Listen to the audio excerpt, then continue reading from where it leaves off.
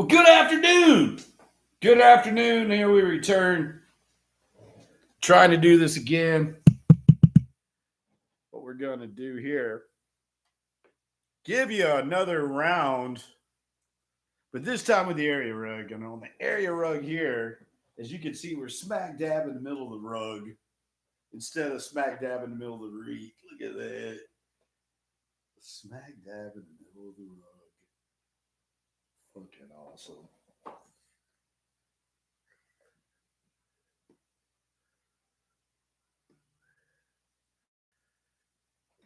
So really cool. There we are. Smack dab in the middle of the rug. And there it is.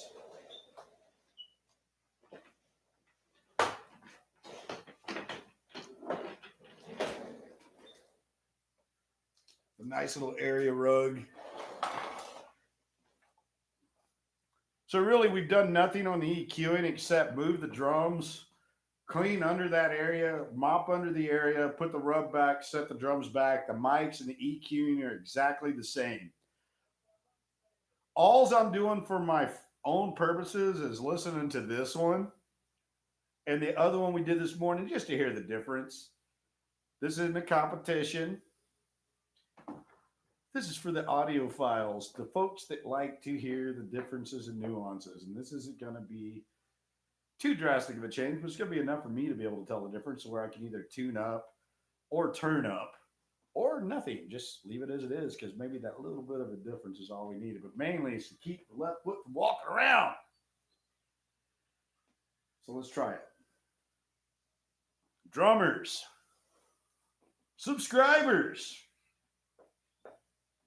smack dab in the middle of the rug, snug like a bug in the rug. And we're all, we've all been there before. If you've ever worked out and you got there and there's no pad to work out on and you have to lay on the floor, or you show up to a gig and you left your drum rug somewhere and you have to set up on the floor, or you get to a rehearsal and the other drummer's left and there's no rug and it's a concrete floor. But you're like, you know what? I've always got a rubber mat in the back of my pickup truck, and I've always got a spare rug behind my seat, and I've got a spare set of golf clubs. I've always got extra drumsticks in my door of my trucks, behind my seat, in all my vehicles. So no matter where I go, there's a pair of sticks. So if I show up and I forgot my stick bag, this has happened before. There's a stick in the car. So there's certain things you want to do, like if you have a old truck with a bad solenoid or a old SUV with a weak battery, you want to carry jumper cables and always remember to turn all your lights off or drive it more than a mile to charge the battery. The same principle as a drummer. You always need an area rug because if you're driving an old truck with a bad battery or an old SUV, you need jumper cables. And if you're driving a brand new or an old drum, you need a drum rug. Why? So you have something stable to sit on. This is simple. Let's try that again. And again, if you drive a car with a weak battery, always let it warm up. Recharge the alternator and turn off all your switches, shut your doors, and don't leave the doors open because you don't want homeless people in there doing the soup kitchen. I got in the car the other day. I was like, what the fuck is that smell? Start locking these doors.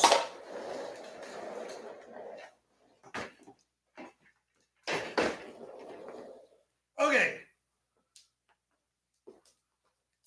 Back to the soup kitchen. Behind me is the restroom. The soup kitchen. That's old downtown terms.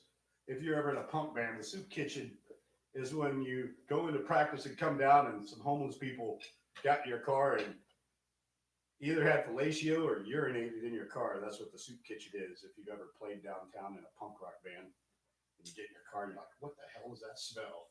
That's what that is. Someone else in your car.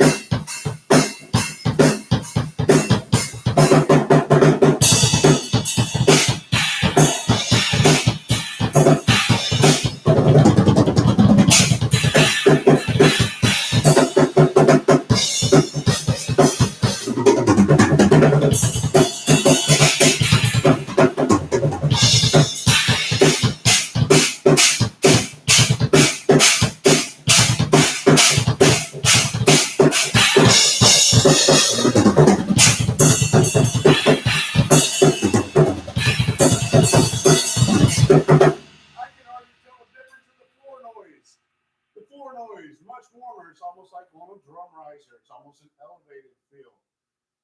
It's real cool because I have a little more material between it, so I'm getting a lot more floor noise response back to my body as opposed to escaping to the wall. It stays right here in this area, so a lot of you know what I'm talking about with floor noise, especially if you ever had to set triggers or re-mic a kit and re-trigger it through a system. You know exactly what I'm talking about. Without a rug, you'd be fucked.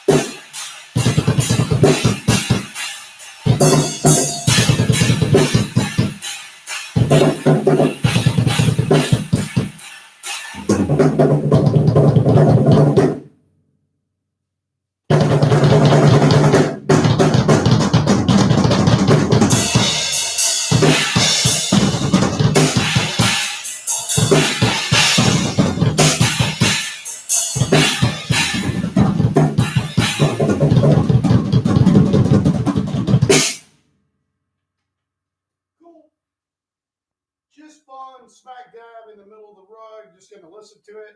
You do not have to listen to it. You can listen to the one-liner jokes if you want, or you can just listen to the tones if you want to go in there and analyze it. I got a little space analyzer called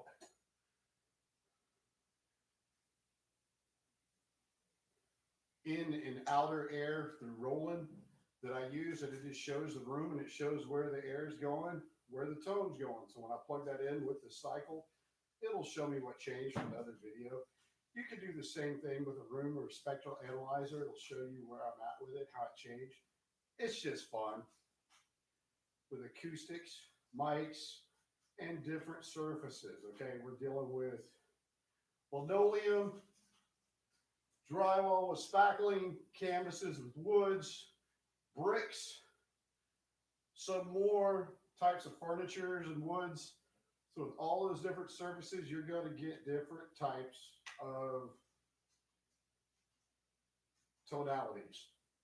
That's all we're doing. We're just hearing the difference. So go in and plug in your room spectral analyzer, and we can tell the difference. Have a good one.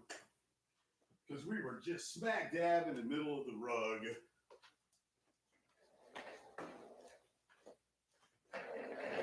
Smack dab in the middle of the rug. Just like that. We're done.